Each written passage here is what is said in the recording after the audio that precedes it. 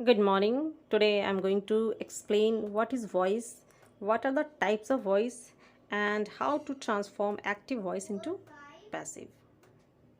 तो first of all voice क्या है? ये किसी भी सेंटेंस को ट्रांसफॉर्म करने का एक तरीका है। कह सकते हैं कि सेंटेंस ट्रांसफॉर्मेशन का एक वे है।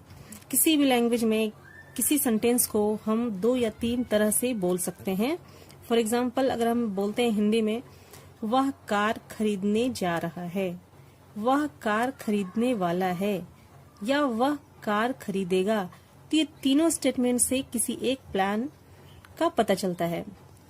तो कह सकते हैं कि ट्रांसफॉर्मेशन उसको कहते हैं जिससे कि किसी भी स्टेटमेंट को 2 और 3 वेज में बोला जाए, लेकिन उसका मीनिंग चेंज ना हो, मीनिंग बिल्कुल वही हो। वॉइस का भी पर्पस यही है। ये 2 टाइप्स के होते हैं, एक्टिव वॉइस और पैसिव वॉइस। अब सिंपली हम देखते हैं कि एक्टिव वॉइस जो है उसमें जो सब्जेक्ट है सेंटेंस का वो एक्टिव होता है और वो किसी वर्क को करता है, किसी भी एक्शन को वो करता है। तो हम बोलते हैं कि ये सेंटेंस एक्टिव वॉइस में है। और अगर किसी सेंटेंस का सब्जेक्ट पैसिव हो जाता है और ऑब्जेक्ट एक्टिव हो जाता है तो उस सेंटेंस को हम बोलते हैं कि सेंटेंस पैसिव वॉइस में है। पहले मैं ये बताऊं कि वो कौन से फॉर्मूलाज हैं जिनको हम अप्लाई करके किसी भी एक्टिव वॉइस को पैसिव में चेंज करते हैं। ठीक है, उसके पहले मैं ये बता दूं कि आखिर पैसिव वॉइस का पर्पस क्या होता है। तो फर्स्ट है एक्शन इज मोर इम्पोर्टेंट। किसी भी पैसिव वॉइस में जहां पे एक्शन ज्यादा इम्पोर्टेंट हो तो वैसे स्टेटमेंट को हम पैसिव वॉइस में बोलते हैं। For example, watches are made in Switzerland. अब यहाँ देखते हैं स्टेटमेंट में सब्जेक्ट नहीं है, लेकिन फिर भी ये अपने आप में कंप्लीट है क्योंकि यहाँ पर एक्शन वर्ड जो है वो ज्यादा स्ट्रेस किया जा रहा है। We don't know who did it. किसी किसी स्टेटमेंट में जो सब्जेक्ट है डूअर है उसके बारे में हमको पता नहीं होता है। For example, someone has stolen my car. ठीक है, इसमें डूअर के बारे में हमको पता नहीं है, तो ऐसे स्टेटमेंट को हम पैसिव वॉइस में इजीली बोल सकते हैं। Like my car has been stolen, lots of people do it. बहुत सारे जो ऐसे एक्शन हैं, एक्टिविटीज हैं जो इतने लोग करते हैं, अनकाउंटेबल। तो यहाँ पे सब्जेक्ट इंपॉर्टेंट हमारे लिए नहीं होता है। Like cars are driven on the highway. ठीक है, अब यहाँ हम देखते हैं कि यहाँ पे कौन कर रहा है वो ज्यादा इंपॉर्टेंट नहीं है। ठीक है, क्योंकि बहुत लोग चलाते हैं कार। ठीक है ना। वी डोंट वांट टू से हु डिड इट। कभी कभी ऐसा भी होता है कि हम सब्जेक्ट को बताना नहीं चाहते हैं। For example, I made a mistake.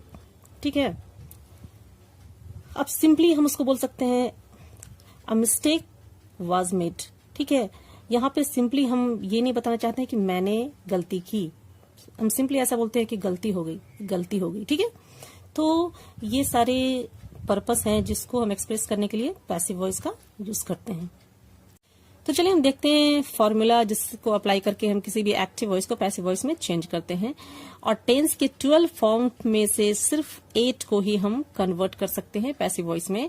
First है present simple, I do my homework. अब इस स्टेटमेंट में हम देखते हैं कि आई क्या है, सब्जेक्ट है, डू है वर्ब, और माई होमवर्क क्या है, ऑब्जेक्ट है।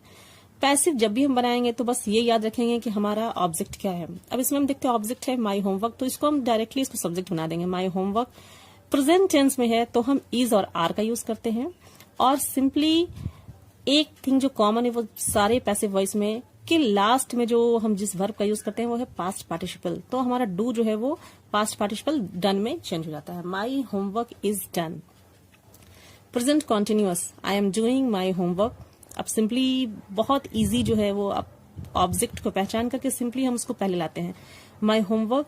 अब चूंकि ये कॉन्टिन्यूअस टेंस है तो कॉन्टिन्यूअस टेंस के लिए इज बीइंग या आर बीइंग का यूज होता है, और जो कॉमन है वो क्या है कि पास्ट पार्टिसिपल लास्ट में आएगा। ठीक है, my homework is being done. Past simple, I did my homework. My homework अब पास्ट आ गया तो वाज और वर का यूज करेंगे और it will be followed by a past participle form of verb. My homework was done.